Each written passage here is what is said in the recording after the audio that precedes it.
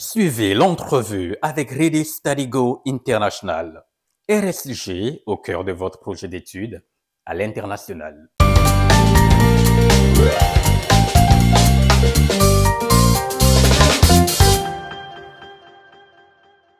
Une première pour Israël Tounou en tant que réalisateur de cinéma. À l'épreuve du Goumen, son premier long métrage dans l'Asie baissière cinématographique au Togo. Pourquoi ce film? Quel regard jette-t-il sur le 7e art togolais? Le cinéma togolais est-il en marche? Pour en parler, nous recevons ce soir le journaliste, producteur et réalisateur Israël Tounou. Bonsoir à tous et bienvenue dans l'entrevue sur Investimedia. Bonjour Israël Tounou. Bonjour, mon cher Dubien. Bonjour à tous les internautes qui nous suivent sur Investimedia. Merci beaucoup. Vous êtes tombé dans la marmite du cinéma il y a quelques années. Parlez-nous brièvement de l'histoire du cinéma au Togo. Alors, l'histoire du cinéma au Togo est assez intéressante en soi. En fait, tout a commencé évidemment avec la colonisation et même bien avant la colonisation parce que les premières images qui ont été filmées au Togo ont été filmées par les Allemands, notamment un pionnier qui s'appelle Hans Schonsburg, qui est allemand et qui a avec le cinématographe, c'est comme ça qu'on appelait la caméra à l'époque, en 1914-1913, il a filmé les premières images. Donc à l'époque, le cinéma n'était filmé que par les colons, parce que c'est eux qui avaient la possibilité de le faire, les moyens pour le faire. Et puis après, il y a eu les indépendances. On a créé au Togo, par exemple, justement une institution qui entoure la production cinématographique. Et puis on a commencé nous-mêmes, évidemment, à tourner nos premières images.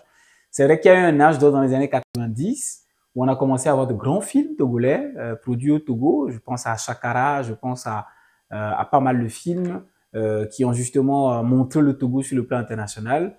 Et puis après, évidemment, avec la grève, vous savez, la grève n'a pas fait que du mal au Togo politique ou sociopolitique, il a aussi fait du mal au Togo culturel.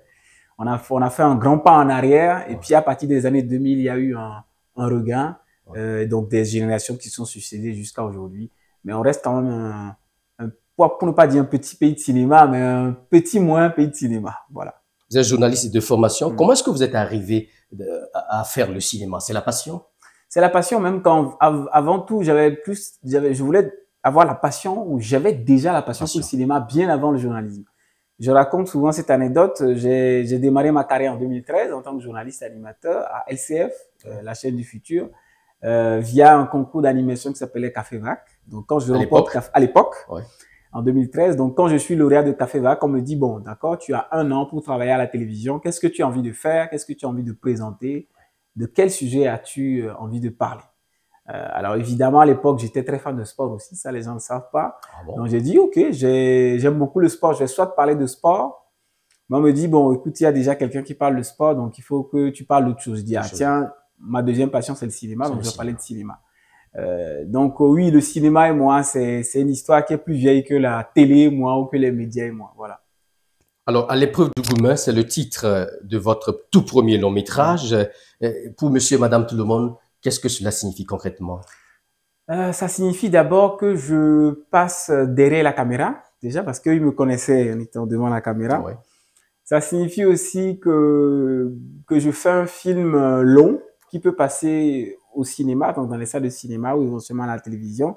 Et puis le titre, pour revenir au titre, oui, à l'épreuve du Goumen, le Goumen, c'est un thème du Nouchi ivoirien qui signifie chagrin d'amour. Chagrin d'amour. C'est un thème qui est très usuel sur Internet, donc moi j'ai voulu absolument en parler sur Internet, essayer de parler d'un thème que les jeunes aiment, que les jeunes connaissent. Donc évidemment, à l'épreuve du Goumen, c'est un personnage qui a l'épreuve du Goumen. C'est un personnage qui a l'épreuve du chagrin d'amour. Ouais.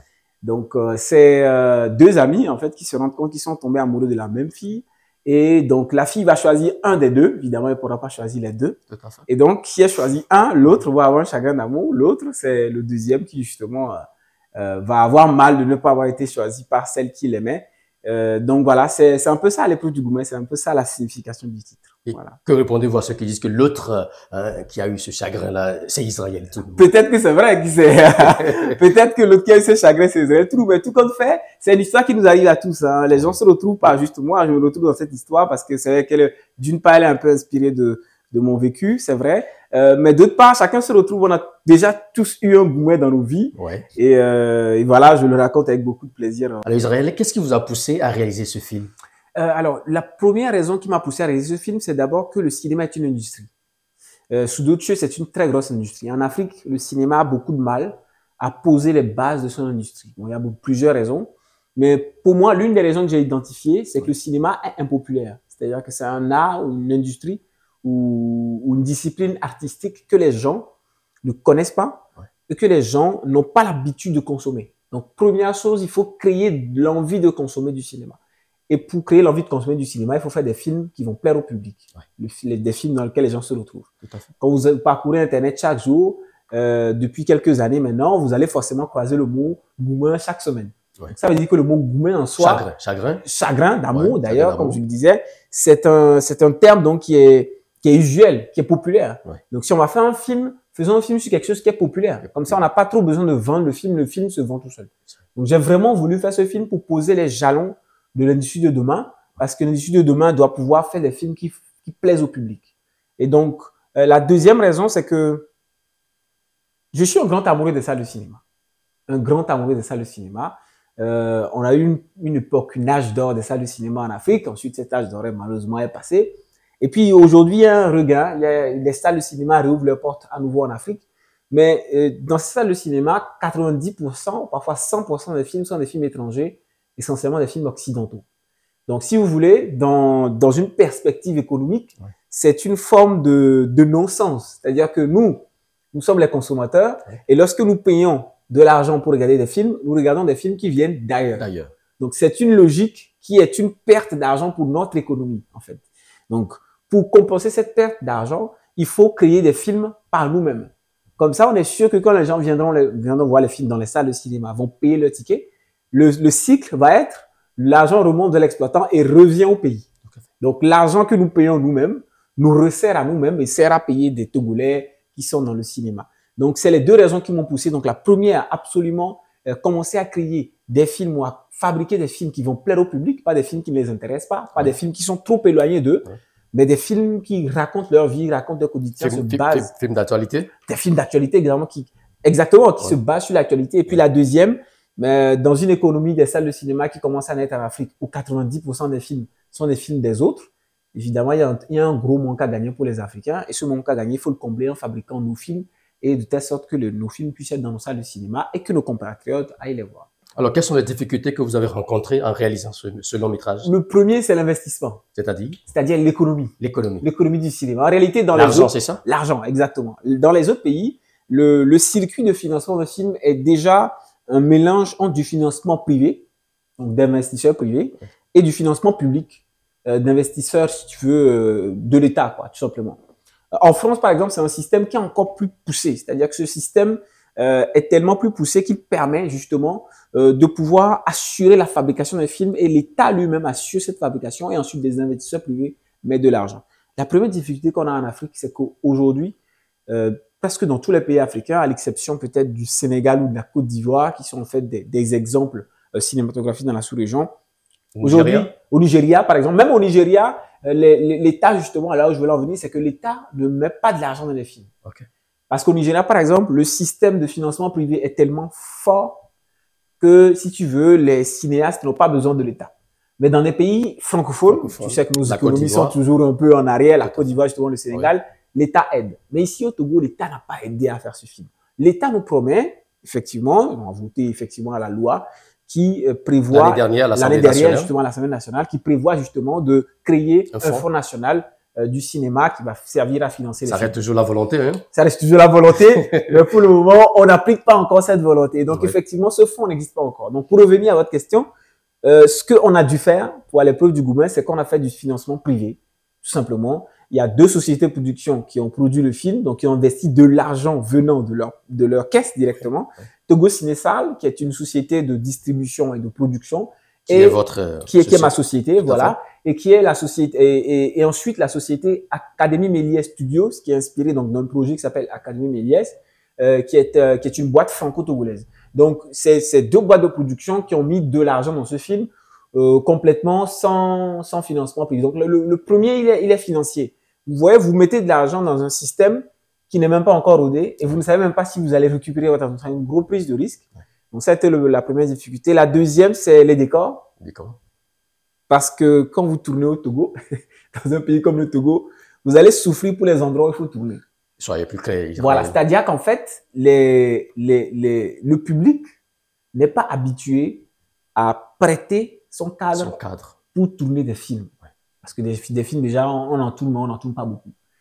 Donc, c'est une grosse difficulté parce que ça, le problème que ça engendre, c'est que vous allez avoir du mal à trouver les décors. Mais qui dit, vous ne pouvez pas trouver des décors, donc d'endroits où vous tournez votre film, et le film ne peut pas exister parce que forcément, le film doit se faire quelque part. Donc ça a été la deuxième difficulté. Alors qu'au Nigeria, c'est tout l'inverse. Les grands hôtels donnent leur cadre. Gracieusement. Les villas, des villas sont louées parfois, on les loue parfois pour de très grosses productions, parfois on les laisse gratuitement. Ici au Togo, c'est très compliqué. Ça reste la sensibilisation également au niveau de la population. Exactement. Ça, c'est le ministère dédié au cinéma qui doit jouer ce rôle peut-être. Peut-être, mais surtout, je pense que nous, on peut jouer ce rôle en premier avant le ministère parce que le ministère, lui, doit pouvoir mettre en place le cadre juridique pour que les activités puissent se faire. Mais vous voyez, quand vous, Togolais, vous n'avez jamais vu un film togolais et que monsieur s'avance vers vous pour dire « Ah, bonjour, monsieur Dubien, voilà, Investi Média, c'est un magnifique studio. Nous aimerions, s'il vous plaît, louer ce studio, prêter ce studio pour faire un tournage de film. » Ben, monsieur Dubien, vous me direz « Film? Quel film? Bon, vous avez déjà fait quoi comme film? Non, nous, on vous dira « On n'a encore fait aucun film. » Voilà. Donc, vous voyez que, justement, il y a un problème. Donc, moi, ce que je dis, c'est que plus nos films seront vus par la population, connus, plus ce problème va être réglé. Donc, nos deux problèmes, c'était vraiment financier d'abord, et puis ensuite, lié au décor. Et puis après, le troisième souci, c'est toujours tous les soucis qu'on a sur les plateaux de cinéma. C'est-à-dire, le premier, c'est éventuellement tout ce qui va concerner les acteurs. Il faut qu'ils viennent à l'heure. Parfois, on prie pour que le matériel ne se gâte pas, qu'il n'y ait pas d'accident pendant le tournage. Problème de matériel en gros. Problème de matériel en gros. Oui, en tout cas, on a eu ces soucis sont communs à tous les films, même ceux qui se font aux États-Unis à coût de centaines de millions de dollars. Ils ont les mêmes difficultés que nous. Alors, ces deux boîtes qui ont financé votre long métrage, ces deux boîtes gagnent quoi concrètement? Alors, ce qui gagne, c'est de l'investissement.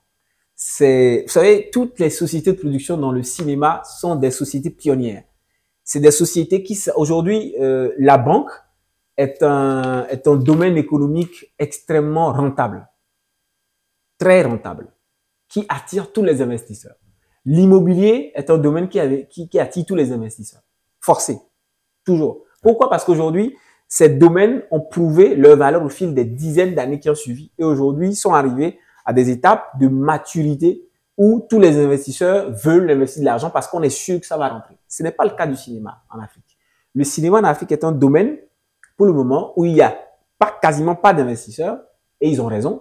Parce que justement, le business plan du cinéma est en train de se dessiner. Il est pour le moment loin d'être terminé parce qu'évidemment, c'est quelque chose qui est difficile à faire. Mais ce que les boîtes gagnent concrètement, c'est une prise de risque. Demain, quand le cinéma devient une grande industrie, ces deux boîtes peuvent se retrouver pour peser peut-être dans l'économie des dizaines, voire des centaines de millions de francs CFA. Parce qu'ils auront investi dans un domaine porteur très tôt. Et donc, auront récolté les fruits très tôt.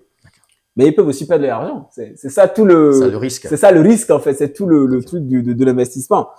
Tout le problème d'investissement. Donc, c'est une prise de risque. Pour nous, nous on sait en fait que ce que nous investissons comme argent peut nous permettre de faire d'autres films une fois que nous aurons rentabilisé. Et c'est la rentabilité qui reste le véritable problème, qui reste le vrai défi. Voilà. Alors, selon vous, qu'est-ce qui doit être fait pour booster l'industrie du cinéma au Togo? La toute première chose qu'il faut faire, c'est trouver des investisseurs privés. C'est la toute première chose. Vous savez, il y a deux courants dans le cinéma. Il y a ceux qui pensent que le cinéma doit être financé par des privés. Exemple, le Nigeria, ça marche. Des privés mettent de l'argent, récupèrent de l'argent, mettent de l'argent, récupèrent de l'argent. C'est le financement privé. Il y a ceux qui pensent que le cinéma doit être financé par l'État. Parce que si vous voulez, on croit que c'est une industrie culturelle qui commence à aller vers son déclin. Voilà. Quand je dis cinéma, pour ceux qui nous suivent, c'est cinéma dans la salle de cinéma. C'est pas cinéma Netflix. Attention.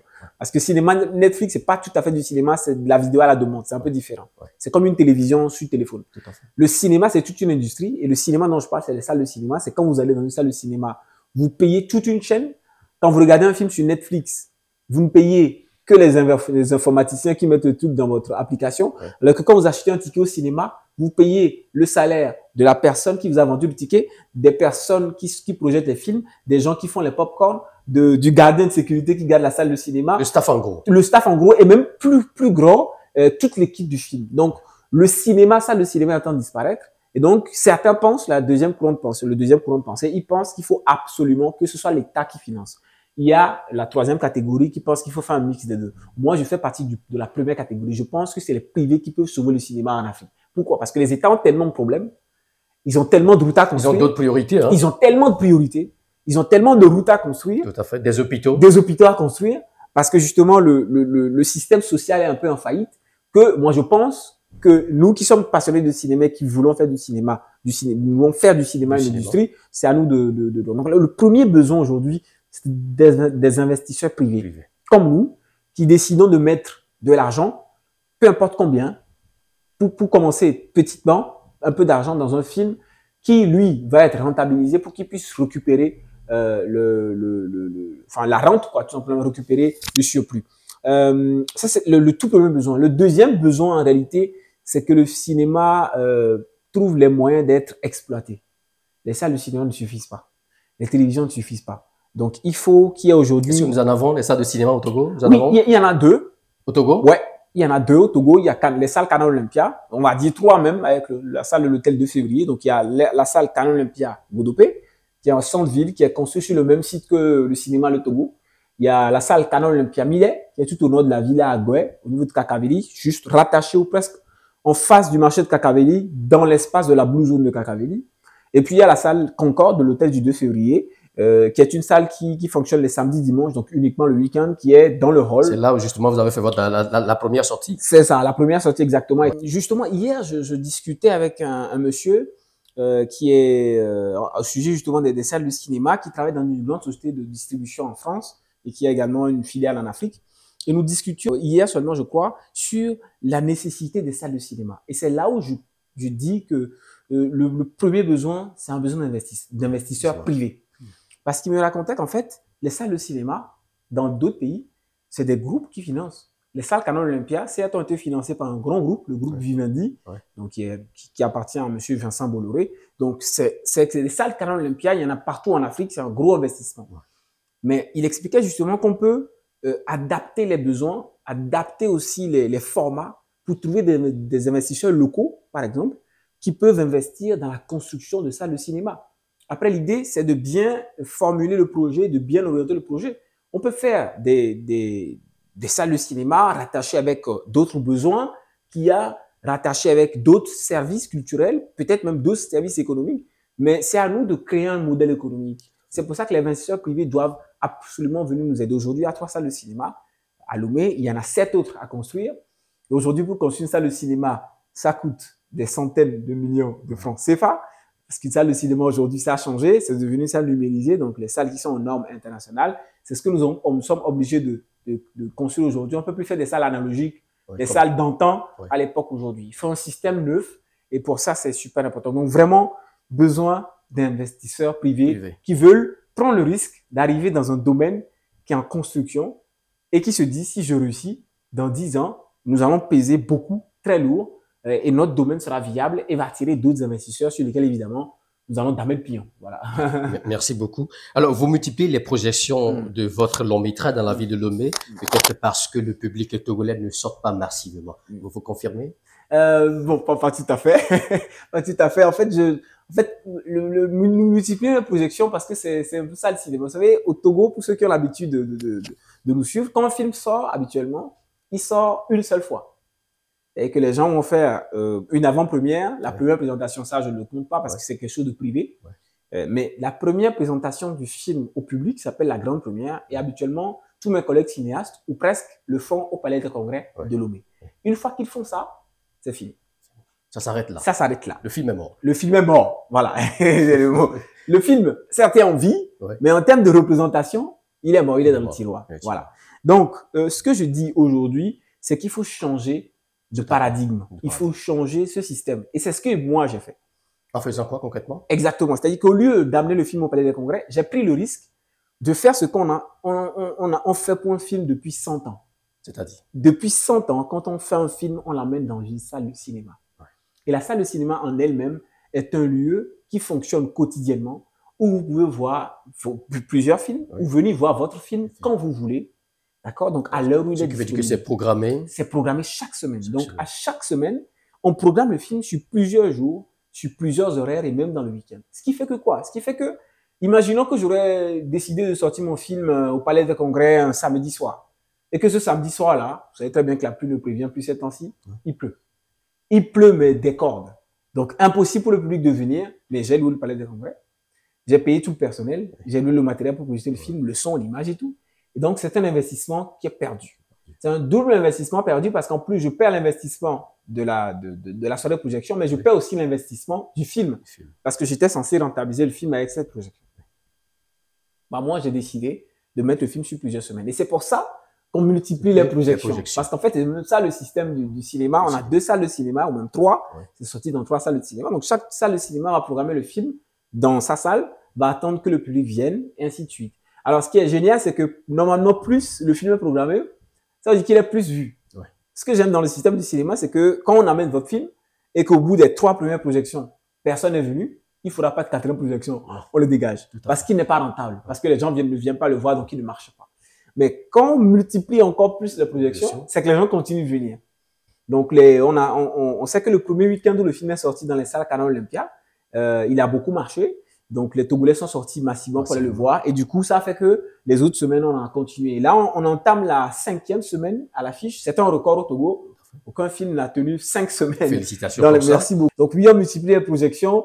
Pas parce que le public ne sort pas, mais justement parce que le public sort trop. Okay. Donc, du coup, on est obligé de les reprogrammer. Mais ce qui va être sûr, c'est que à un moment donné, bah, le film va quitter l'affiche. Ouais. Parce que on commence déjà après avoir rentabilisé peut-être. Hein. Bah oui, après avoir rentabilisé, on commence à voir justement que le nombre de spectateurs commence à diminuer. Oui. C'est pour ça aussi que les séances commencent à diminuer. Il y a eu des semaines où on avait jusqu'à 7 projections par semaine pour le film dans les 2 salles. C'est énorme.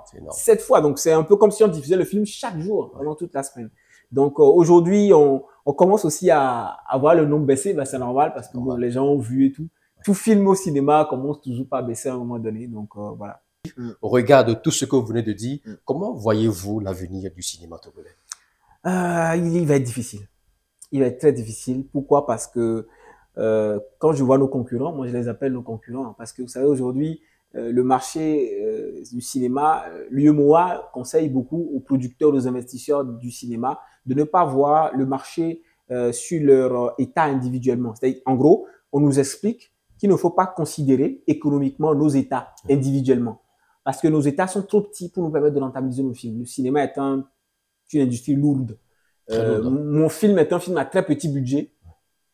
Pourtant, il est en vingtaine de millions. Pourtant, c'est un film à très, très petit budget. Donc, vous imaginez un film donc à moyen budget, un film avec un bon budget de cinéma, c'est plus de 100 millions, forcément. C'est beaucoup d'argent. C'est beaucoup d'argent, c'est plus de 100 millions. Et un film à gros budget, c'est 1 milliard, 2 milliards de francs CFA. Ça, c'est un film à gros budget en Afrique. Donc, vous voyez que pour rentabiliser 2 milliards, vous ne pouvez pas compter sur un seul pays. Évidemment, vous êtes obligé de considérer l'UEMOA comme un ensemble. Donc, oui, on va dire ça comme un ensemble. Puisqu'on a déjà une communauté monétaire, donc on doit être une communauté aussi économique. C'est l'idée, c'est l'objectif. Donc, vous sortez le film pour qu'il puisse être vu dans tous les pays ouest-africains et que la rentabilité puisse venir de tous les pays ouest-africains. Et c'est ça le problème du cinéma au Togo. C'est-à-dire qu'aujourd'hui, quelques pays, en Afrique peuvent se dire qu'ils ont vraiment on va dire une incidence ouest-africaine sur tous les pays de la zone UEMOA ou de la CEDEAO. C'est la Côte d'Ivoire d'abord en premier et un peu le Sénégal.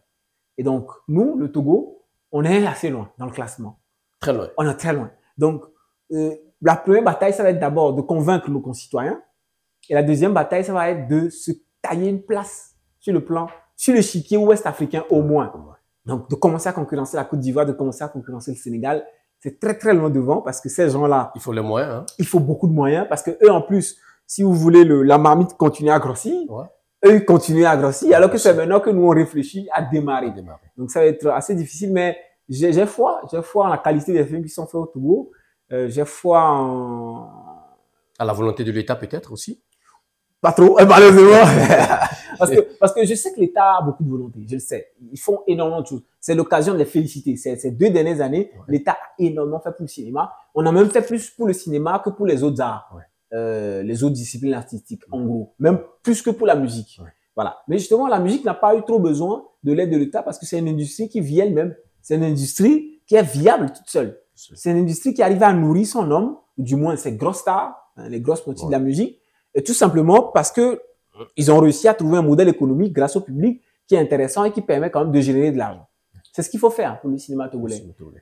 L'État fait sa part, mais quelque part, moi, j'ai envie de dire, ça peut choquer d'oublier l'État. Moi, je dis ça toujours aux cinéastes, à mes amis cinéastes. Quand je l'entends, il faut oublier l'État, les amis. L'État a beaucoup de priorités. C'est l'État qui décide, hein. Ouais, mais on ne peut pas l'oublier. Oui, mais l'État a déjà décidé. L'État a déjà mis en place ce qu'il faut. L'État a déjà voté un code du cinéma. Ouais. L'État a déjà voté la loi portant création donc d'un fonds du cinéma. L'État a déjà créé le CNCIA, le Centre national du cinéma et de l'image animée. L'État a déjà fait ces trois choses. Donc, il faut l'oublier. C'est qu'en fait, l'État a déjà fait sa part. Sa part. Voilà. Donc, c'est le privé maintenant qui doit jouer le jeu. C'est le privé qui doit jouer le jeu. Moi, aujourd'hui, je veux convaincre des investisseurs, mais comment convaincre des investisseurs quand je n'ai pas d'exemple concret? C'est pour ça que je suis content aujourd'hui qu'à l'épreuve du Goumet est en train de suivre on va dire le canevas normal des choses. Okay. Ça va permettre demain de rencontrer un investisseur et de lui dire, voilà, le film, il a rapporté, il a coûté tel, il a rapporté tel, et on a eu tel bénéfice. Et donc, du coup, le businessman se dit, tiens, ça a rapporté, même si c'est 1 million, 2 millions, ça a rapporté. Ça veut dire qu'en fait, le produit en lui-même va continuer à grandir. Donc, si ça rapporte 1 million, 2 millions maintenant, ça veut dire que dans 10 ans, il peut en rapporter une centaine. Donc, voilà, c'est ça l'idée, en gros. Mais ça reste quelque chose de très, très difficile à faire. Au Togo, j'ai foi, mais le travail est colossal. Quand vous voyez les productions ivoiriennes qui sortent tout le temps, vous vous dites... on a encore du travail à faire ici. On a beaucoup de travail à faire. Et puis, on n'est pas nombreux. C'est ça aussi le truc. C'est que les boîtes de production au Togo sont très peu nombreuses. Du coup, on produit très peu de films. Pas assez souvent. Et il faut inonder le marché togolais de films. Si on n'inonde pas le marché, on ne pourra pas se réveiller au Togo et encore moins dans la sous-région. D'accord. Que faut-il vous souhaiter, Israël? Que faut-il me souhaiter? Déjà, qu'on rentabilise le premier film. Ouais. ça va pas être facile. Il faut qu'on rentabilise d'abord le premier film. Ouais. Et ensuite, il faut qu'on puisse trouver de nouveaux investisseurs qui vont mettre de l'argent dans les films. Il faut aussi qu'on puisse, si vous voulez, moi aujourd'hui, je cherche des financeurs ou des financiers sur 2 plans. Le plan de la production des films et le plan de la construction des salles de cinéma. C'est sur ces 2 batailles que je cherche du financement. Parce qu'en gros, les 2 sont liés. Imaginons que vous avez 5 salles de cinéma à Lomé, que vous faites un film. Vous avez 5 fois plus de chances de le rentabiliser encore plus vite. Ensuite, la bataille pour les salles de cinéma, ça va être évidemment de trouver des modèles économiques intéressants. Il faudra être capable de faire des entrées de cinéma à 1000 francs. Voilà. Parce que le Togo est un pays dont le revenu moyen n'est pas très élevé. Donc, il faut penser aux gens. Même des séances de cinéma à 500, c'est possible. Il faut penser à ça. Donc, ce qu'on peut me souhaiter, c'est d'abord que le premier film rapporte le double de ce qu'il a coûté, au moins. Il a coûté combien déjà? Justement, j'en parlais tout à l'heure, il a coûté une vingtaine de millions. Et ça, ne vous dites pas que vous pouvez faire un film avec une vingtaine de millions, parce qu'aujourd'hui, ce n'est plus possible de faire un film avec une vingtaine de millions, surtout sur le plan local. Il a coûté, pour être exact, parce que quelque part aussi, vous savez, il faut de la transparence dans les chiffres. Ouais. C'est aussi ça l'une des lois de l'investissement. C'est ça peut-être qui peut motiver les investisseurs. Exactement, c'est ce qui peut motiver les investisseurs. Quand il y a une omerta sur les chiffres du cinéma, ça devient compliqué. Donc, il a coûté, en gros, de manière plus précise, il a coûté 24 millions. Donc, la production et la promotion jusqu'au jour d'aujourd'hui, parce que parfois des frais s'ajoutent. C'est ce qui est intéressant, parce que quand le film va être doublé en français, en anglais, il va être doublé dans les autres langues sous-titrés, c'est des frais qui vont s'ajouter. Donc, habituellement, parfois, les coûts de production continuent à augmenter. Donc, à ce jour, il a coûté 24 millions et poussière. Donc, aujourd'hui, il faut pouvoir le rentabiliser. Ça va pas être une mince affaire, mais il faut qu'il rapporte plus que 24 millions. Et ça, c'est pas gagné. Le double même, pourquoi pas? Oui, idéalement, c'est le double. Parce qu'en fait, vous voyez, les 2 sociétés de production veulent retrouver au moins, ce qu'ils ont misé. Voilà, 20% de ce qu'ils ont misé. Entre 20 et 50% de ce qu'ils ont misé. Donc, quand ils rapportent le double, ils se repartagent les bénéfices. Et parfois, même, pourquoi ils font ça? Parce que les sociétés veulent faire un autre film. Ils ne veulent pas s'arrêter là. Donc, quand ils récupèrent le financement, enfin, ils récupèrent ce qui constitue un peu le bénéfice, ils peuvent commencer maintenant à faire d'autres films. Mais aujourd'hui, en tant que producteur, je me dis finalement, même à 24 millions, je me disais qu'il coûtait trop cher. Il coûtait trop cher parce que, alors que dans un autre pays, le budget moyen d'un grand film africain, c'est 1 milliard. Ah ouais, les grands films africains qui sont financés par des investisseurs en France et en Afrique, ils coûtent plus d'1 milliard. Félicité d'Alain Gomis, ça a coûté plus d'1 milliard. Il a coûté 1,2 milliard. Donc, ouais, à côté d'1 milliard, quand vous regardez nos 23 millions, vous dites, nos 24 millions, pardon, vous dites, mais c'est des plaisantins. Mais pourtant, je trouve qu'il coûte trop cher parce que parfois, il faut penser à l'économie fermée du Togo. Le cadre. Le cadre économique du Togo, exactement. Pour un film togolais, 24 millions qui va être exploité uniquement au Togo, en partant sur des bases togolaises, ça reste peut-être un peu trop. Voilà. Mais si on veut penser à la sous-région, bah, le budget moyen d'un film pour l'exploiter dans la sous-région, c'est toujours plus de 100 millions. Hein. Toujours plus de 100 millions. En bas de 100 millions, vous pouvez rien faire. Vous pouvez juste vous amuser. Et en fonction des bailleurs, vous pouvez aller jusqu'à 200. 300. Alors, le second long métrage, c'est pour quand déjà? Le second long métrage, ça doit être pour très bientôt. Parce que on a commencé, bon, j'avais déjà une première écriture, mais je commence à le parfaire. Mais lui, on ne le fera pas sur le cadre togolais seulement. Il faudra qu'on le fasse dans un cadre sous-régional. Donc, on va avoir des acteurs ivoiriens, burkinabés, etc. Et là, on va avoir un budget beaucoup plus conséquent. Donc, moi, ce que je dirais aux investisseurs, c'est le cinéma coûte très, très cher. Il coûte très, très cher. Avec 24 millions, on a eu tous des petits salaires. Complètement. On a tous eu des petits salaires. Donc, si on voulait faire vraiment dans les règles de l'art, ça n'aurait pas coûté autant. Mais en même temps, en tant qu'investisseur, si vous voulez, pour un domaine qui est en construction, qui commence à émerger, je me dis que 24 millions, peut-être c'était encore trop cher, peut-être qu'on pouvait, diminuer encore le budget. En sachant que nos autres films togolais sont beaucoup plus chers que nous, hein. Quand vous prenez le budget de d'autres films togolais, d'autres longs métrages togolais, on va vers les 70 millions, 80 millions, hein.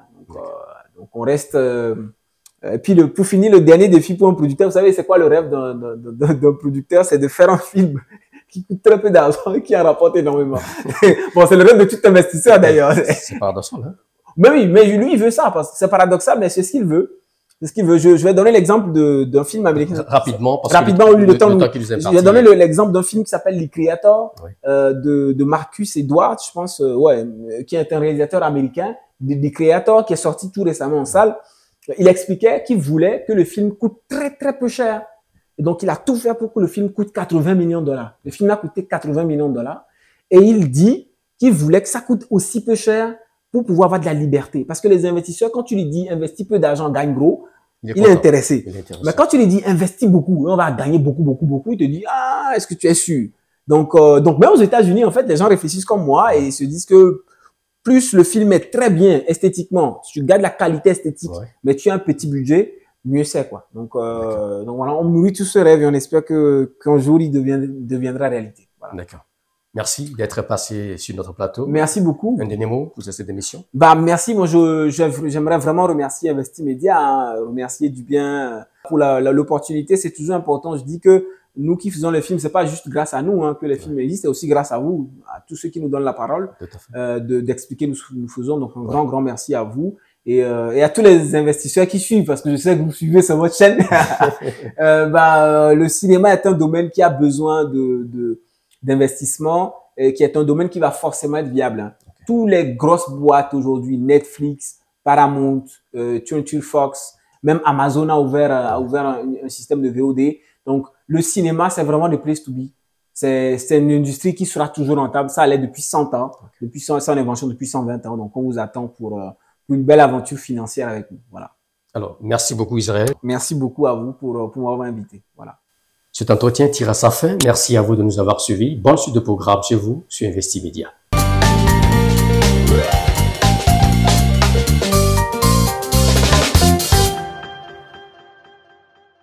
Suivez l'entrevue avec Ready Study Go International. RSG au cœur de votre projet d'études à l'international.